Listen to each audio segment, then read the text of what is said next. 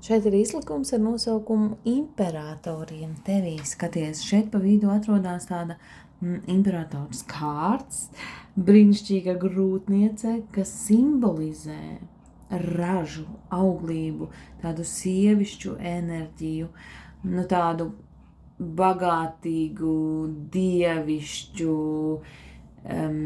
sazemētu, ja, tāda sieviete, kas ir absolūti sevis mīloša, sevis pieņemoša, viņai ir arī visuma aizsardzība, ja, kura vēl, ja ne grūtniece tāda ir, ja, patiesa tāda auglīga, tāda enerģija. Un mēs apskatīsimies, kā šobrīd ir ar tevi. Tātad, tu savā prātā. Tev ir ļoti daudz šīs praktiskās pieejas dzīvei un sievietei kā tādai. Es nezinu, kuru no šīm sievietēm tu izvēlēs, vai tu vēlēs būt šī, kas noskatās, vai šī, kas piedalās, vai varbūt tā mazā. To noteikti tu redzi, bet tu arī redzi to, ka kaut kāds cikls ir noslēdzies. Tu redzi, ka šīs sievietes, kas sēž uz tās sedziņas, viņas atrodas aplī. Aplis.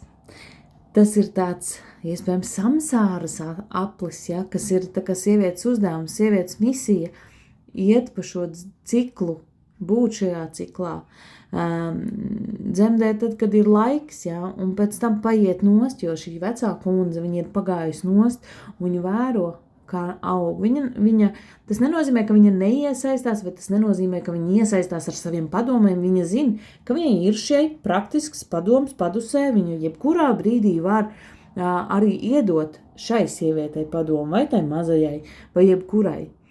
Viņa ir tāda ļoti apzināta, un tā ir tā loma, kas tev vai nu tu gribētu tāda būt, vai nu tu esi šobrīd tāda, vai nu paskatīsimies tālāk, kas te notiek. Fiziskajā plānā tava enerģija šobrīd ir tāda. Man gribās teikt, gribu sadot visiem pa muti. Nezinu, kāpēc, bet 7 zobeni, 7 zīžļi. Zīžļi, tas ir mūsu dharma, mūsu dzīves misija, mūsu varbūt iespējams arī kaut kādas idejas, kas nāk virsū un fiziskajā realitātē tu esi tāda, ka tu visas idejas, kuras nāk, tu vienkārši atvairi. Tev nezinu, kāpēc liekas, ka vai nu, ka tu gribi aizstāvēt sev, vai nu, ka tev ir, ka tu labāk zini, vai nu, ka tava ideja ir vislabākā, katrā ziņā kaut kāda, visu laiku notiek kaut kāda cīņa. Tas ir saistīts ar to sievišķu enerģiju, kas ir šobrīd tevī. Un tāda tas, ko tu neredzi, pasties, acis ciet, zobeni priekšā, tas ir kaut kas, ko tu neredzi. Un tas, ko tu neredzi, ir šī izvēle, ka tu jau pati vari izvēlēties, kāda tu būsi, vai tu būsi šitāda, vai tu būsi šitāda, vai tu būsi šitāda, vai tu būsi šitāda, vai šitāda, ja tu pati izdari to izvēli. Bet mūsu prāts ir ierīkots tā, ka mēs ļoti, ļoti esam saistīti ar mūsu ģimenes sievietēm, un mūsu tiem standartiem, stereotipiem un visām pārliecībām, bailēm, visiem tiem ar dzimtu saistītajiem un ar sievietēm saistītajām lietām. Jā, zobenu kārtas parāda to, ka tas viss ir prāts. Prāts ir tas, kas tev traucē to reālo, to mīlošo, to foršo sievieti sevī tā kā atklāt, atvērt, izdziedināt un vēl. Visum padoms ir 7 zobeni, redz, šeit ir 2 septiņnieki, šeit ir septiņnieks un šeit ir septiņnieks. Tātad šī ir ļoti karmiska situācija. Šī imperators enerģija tevī ir ļoti karmiska situācija, un tev ir laiks atšķetināt šos visus karmiskās emocionālās piesaistes.